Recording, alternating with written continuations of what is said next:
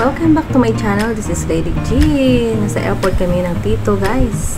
Terminal 2. Naghahanap pa kami ng food for dinner.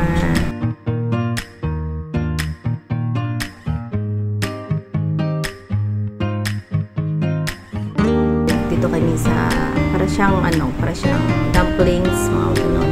Sweet tune. Hong Kong siya, Hong Kong food. Kasi nasa airport to, guys. Maraming pagpipilian dito. So, medyo may kamahalan siya kasi airport nga siya. Ayan, nag-check ng menu. Si Madam Kara. Nag-check ng menu. Tinitingnan lang namin kung ano pwede namin orderin. Ayun, take away and pick up. Maraming nakaano din, guys. May pila dyan kasi may number dyan sa ano.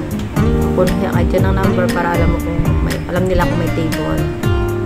Yun, naghintay pa kami dyan ng mga 30 minutes siguro.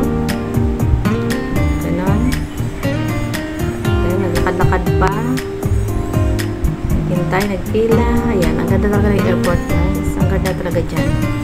Tingnan mo, pwede kang matulog, pwede mong gawing pasyalan, pwede mong gawing tambayan, pwede mo pong gawing hotel na kaming nasa mall. Ang ganda dyan, guys.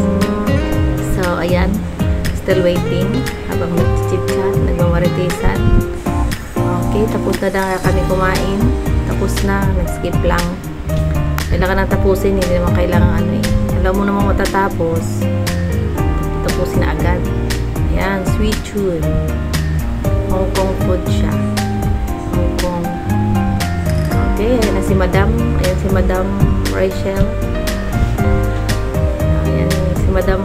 Ito si Madam Esther. O, diba, mga Madam, dami.